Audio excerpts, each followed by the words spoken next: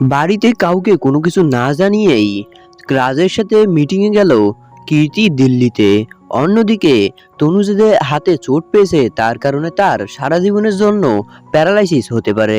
Hello guys, কি অবস্থা সবার? আশা করি প্রত্যেকে আপনারা অনেক ভালো আছেন।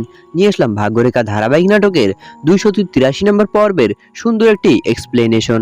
কথা না বেরিয়ে ভিডিওটি শুরু করব। তার আগে আপনারা যারা এখন আমাদের ছোট্ট চ্যানেলটিকে সাবস্ক্রাইব করেননি তারা অবশ্যই সাবস্ক্রাইব করুন। দর্শক, পর্বের শুরুতে আমরা দেখতে পাই যে তনুজা সবাইকে বলতে থাকে যে প্রতিদিন এত নাটকের চেয়ে একেবারে সবকিছু শেষ করে দিলেই তো হয়। সে বলতে থাকে ওই সানভির জন্যই অভয়ের মৃত্যুর দশা হতে চলেছিল।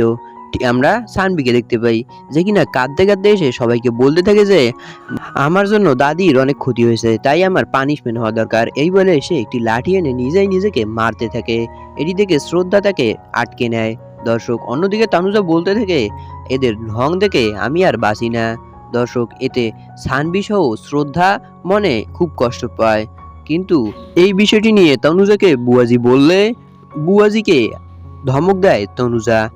সে বলতে থাকে যে অভয় যদি এই মেয়েকে বাঁচাতে না যেত তাহলে এত বড় ক্ষতির সম্মুখীন হতাম না আমরা। এই কথা বললে এক কথায় তানুজা তার এই পরিস্থিতির জন্য সানভিকেই দায়ী করতে থাকে। দর্শক, এর পরের দৃশ্যে আমরা দেখতে পাই যে কিয়ারা বলতে থাকে যে কীর্তি, আজকে বাবা তোমার জন্য তোমার ফেভারিট কেক নিয়ে এসে, আমরা কি কেকটা এখন কাটবো না? তখন কীর্তি বলতে থাকে যে আজকে তোমার ছোট দাদি অনেক অসুস্থ, যার কারণে আজকে আমরা কেকটা না কাটি। কিন্তু এই কথা শুনে তানুজা বলতে থাকে আমার এরকম হয়েছে তো কি হয়েছে, আনন্দ তো আর মাটি করা যায় না। এই বলে সে তার মেয়েকে বলতে থাকে যে কেকটা গিয়ে নিয়ে আসো, আমরা এভাবেই কেক কাটবো। দর্শক, এর পরের দৃশ্যে আমরা দেখতে পাই যে সোনিয়া চলে যায় কেক আনতে এবং তনুজা উঠে বসে এবং তনুজা সবাইকে বলতে থাকে যে সবার এত আপসেট হওয়ার দরকার নেই, আজকে আমরা খুশি মুহূর্তটা ভালো করেই সেলিব্রেশন করব। এই কথা বললে সবাই মিলে একসাথে হাসতে থাকে।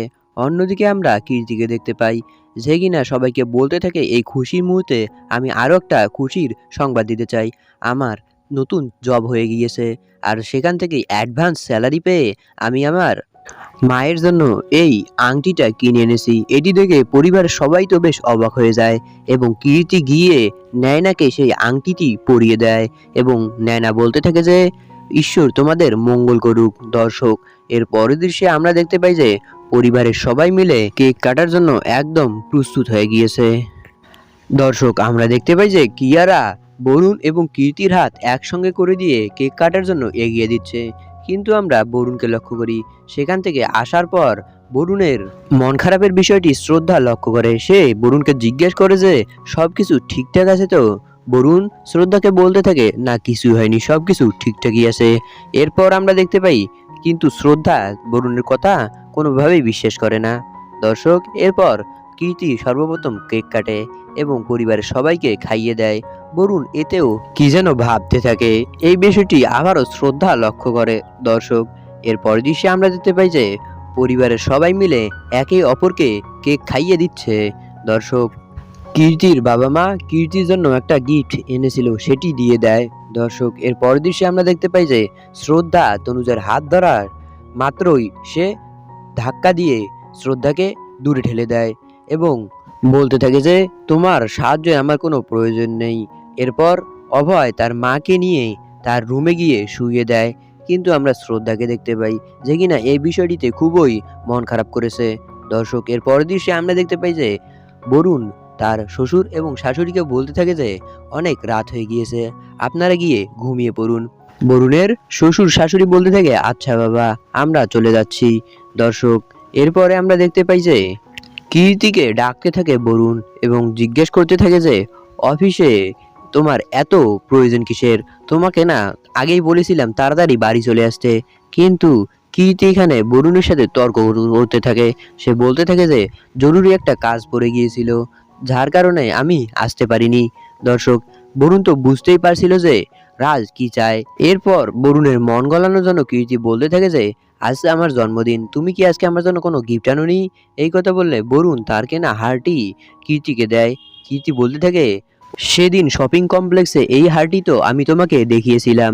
কীর্তি বলতে থাকে এটা সুন্দর আছে, কিন্তু রাজের দেওয়া এই হারটির চেয়ে বেশি সুন্দর নয়। এই কথা বললে বরুণ রাগ হয়ে সেখান থেকে চলে যায়। দর্শক, এর পরের দৃশ্যে আমরা দেখতে পাই যে শ্রদ্ধা তনুজার জন্য কিছু নাস্তা এনেছে এবং তনুজা শ্রদ্ধাকে দেখেই বেশ রেগে যায় এবং বলতে থাকে যে তোমাদের সাহায্যের আমার কোনো প্রয়োজন নেই।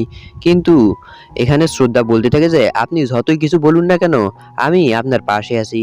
ঠিক তখনই অভয় চলে আসে ডাক্তারকে সঙ্গে নিয়ে এবং বলতে থাকে যে আমি মায়ের হাতের এক্স-রে রিপোর্টটি নিয়ে আসলাম, এটি দেখে ডাক্তার এখন বলে দেবে যে মায়ের কি হয়েছে। তখন আমরা দেখতে পাই যে সবাই অধীর আগ্রহে জানার চেষ্টা করছিল যে কি হয়েছে। তখন ডক্টর সবাইকে একটা দুঃসংবাদ দেয়। সে বলতে থাকে যে তোমার মায়ের হাতে চোট লাগার কারণে নার্ভগুলো বেশ ক্ষতিগ্রস্ত হয়েছে, যার কারণে সারা জীবনের জন্য সে প্যারালাইসিস এ ভুগতে পারে এবং সে কখনোই হয়তোবা আর এই হাত পা নাড়াতে পারবে না। এই কথা শুনে পরিবারের সবাই তো বেশ ঘাবড়ে যায় এবং বলতে থাকে যে আপনি বলুন কোথায় গিয়ে চিকিৎসা করলে ভালো হয়ে যাবে। তখন সে ডক্টর বলতে থাকে যে আমার এক বন্ধু লন্ডনে থাকে, হয়তো তার কাছে গেলে সমাধান মিলতে পারে। দর্শক, এর পরের দৃশ্যে আমরা দেখতে পাই যে অভয় বসে এই বিষয়গুলো নিয়ে চিন্তা করছিল এবং তার অফিসের কাজ করছিল। তখন শ্রদ্ধা তার পাশে এসে বলতে থাকে যে আমাকেও তোমার অফিসে জয়েন করিয়ে নাও। তখন এই বিষয়টিতে অভয় রাজি হয় না। দর্শক, এরপরে দৃশ্যের পরিবর্তন হয়। আমরা দেখতে পাই যে কীর্তি আজ তাড়াতাড়ি চলে এসেছে রাজের অফিসে। রাজ এসেই বলতে থাকে যে তোমার স্বামী এই বিষয়টি নিয়ে বাড়াবাড়ি করেনি তো, তুমি চাইলে পুলিশ কমপ্লেনও করতে পারো। কিন্তু কীর্তি এতে রাজি হয় না। দর্শক, এর পরের দৃশ্যে আমরা দেখতে পাই যে শ্রদ্ধা রান্নাঘরে কাজ করছিল এবং তার ফোনে কথা বলছিল কীর্তির সাথে। এখন ধীরে ধীরে শ্রদ্ধার উপর খুব বেশি চাপ পড়ে যাচ্ছিল। সে অফিস সামলাচ্ছিল এবং সেই সাথে সংসারে সানভি এবং কিয়ারাকেও সামলাচ্ছিল। দর্শক, এরপরে আমরা দেখতে পাই যে শ্রদ্ধা দুধ নিয়ে সানভি এবং সিয়াকে দিতে যাচ্ছিল, কিন্তু হঠাৎ ফোনে কথা বলার সময় সেটি পড়ে যায়। দর্শক, এখানেই দৃশ্যের পরিবর্তন হয়। আমরা দেখতে পাই যে রাজ কীর্তিকে বলতে থাকে যে আজ আমার একটা জরুরি মিটিং আছে অফিসের বাইরে, তোমাকেও আমার সঙ্গে যেতে হবে। কিন্তু কীর্তি একথা শুনে কোনোভাবেই রাজি হচ্ছিল না। কিন্তু রাজ বলতে থাকে যে এতে সমস্যার কি আছে, বরুণ তো তোমাকে আর কিছু বলবে না। দর্শক, পরের দৃশ্যে আমরা দেখতে পাই যে সানভি স্কুলে যাওয়ার জন্য তৈরি হলেও সিয়া বেডে শুয়েছিল। সে বলতে থাকে আমার পেটে অনেক ব্যথা করছে, যার কারণে আমি আজকে স্কুল যেতে পারবো না। দর্শক, এর পরের দৃশ্যে আমরা দেখতে পাই যে রাজ একটা খুব আলিশান হোটেলে কীর্তিকে নিয়ে এসেছে এবং সে তার এটিএম কার্ডটি দেয় ইচ্ছামতো শপিং করার জন্য কীর্তিকে। দর্শক, তবে এর পরের পর্বে কি হতে চলেছে তা জানতে হলে আমাদের চ্যানেলটিকে অবশ্যই সাবস্ক্রাইব করুন। আর এতক্ষণ আমাদের সাথে থাকার জন্য অসংখ্য ধন্যবাদ।